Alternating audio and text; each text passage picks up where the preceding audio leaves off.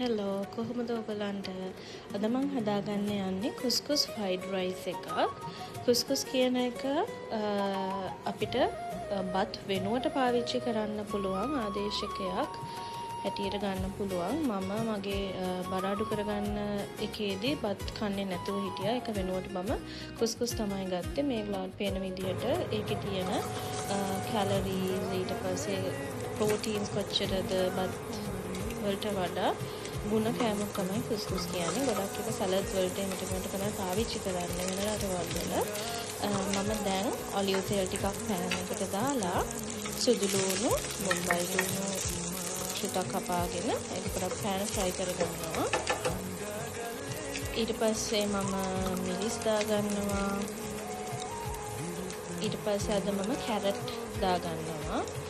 මොකද fried rice එකක් හදන හින්දා ඕනේ එළවලුවක් අපිට දාන්න පුළුවන් කපලා පෝෂන් එක හෙල්දි කරගන්න. මට තියෙන කැරට් එන්න මම කැරට් දාගන්නවා. ඊට පස්සේ චුටක් ස්ටර් කරලා හොඳට මික්ස් කරගන්නවා.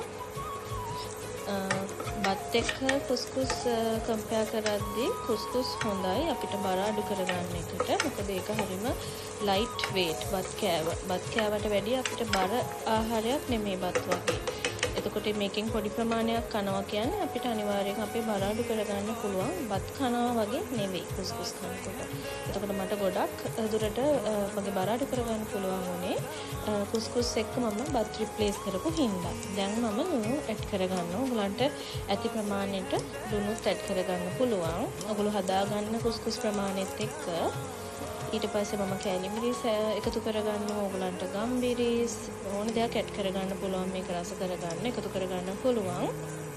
ඊට පස්සේ මම ඒ ඔක්කොම ඇඩ් කරලා ඉවර වෙලා එකතු කරලා ආයෙත් මම මික්ස් කරගන්නවා.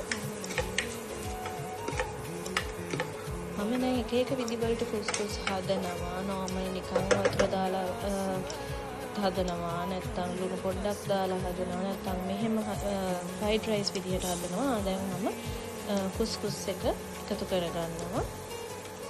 මම අද ගොඩක් හදා ගන්නවා. ගොඩ වැඩි ප්‍රමාණයක් හදා ගන්නවා. වේල් කීපයකටම තියාගන්න පුළුවන් විදිහට. ඔයගලන්ට එහෙමත් කරන්න පුළුවන්. එතකොට ලේසි.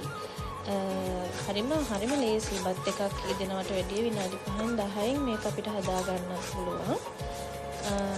දැන් මම ඒ ඔක්කොම ටික දාලා මික්ස් කරලා මම ගොඩක් ඉන්දර අඩුවෙන් තමයි තියලා තියෙන්නේ. කියන්නේ අඩුම කරලා තියාගන්න. ඔයගොල්ලෝ ගෑස් පාවිච්චි කරනවා නම් මම ඉලෙක්ට්‍රික් කුකර් එක පාවිච්චි කරන්නේ. ඒකෙත් අඩුම කරලා තමයි දැම්මේ. දැන් මම කලින් වතුර රත් කරගත්තා. එතකොට උතුරන වතුර තමයි මේකට එකතු කරගන්න ඕනේ. මේක වැහෙන ප්‍රමාණයට ඔයගොල්ලෝ එකතු කරගන්න. එකතු කරලා පියනකින් වහලා විනාඩි 5ක් 10ක් පැත්තකින් තියලා තියන්න. එතකොට ඔය විදිහට තමයි හැදෙන්නේ. එතකොට ඔයගලන්ට ෆෝක් එකක් හරි නැත්නම් ස්පූන් එකකින් හරි මේ වගේ මික්ස් කරගන්න පුළුවන්. බත් වගේම තමයි. ඒක හරිම ගුණයි. අපි බත් කනවා වගේ මේකෙන් ගොඩාක් කන්නත් බෑ. මොකද මේකේ බත් වලට වැඩිය පොඩි ප්‍රමාණයයි අර කැලරි අඩුකමක් තියෙන්නේ. බත් ප්‍රෝටීන් වැඩි මේකේ.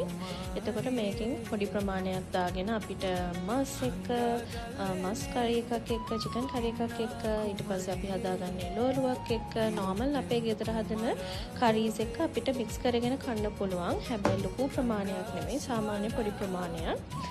එතකොට මේකේ බත් එක කම්පෙයාර් කරද්දී අපිට ප්‍රෝටීන් වැඩි සහ අර බත් කෑවහම අපිට එන බර ගතිය ඇඟට හිර ගතිය නැති වෙනවා මේක කෑවහම. මොකද මේකෙන් එහෙම බර ගතියක් එන්නේ නැහැ. මේ වගේ හොඳට හැන්දෙන් මික්ස් කරගන්න. thank you.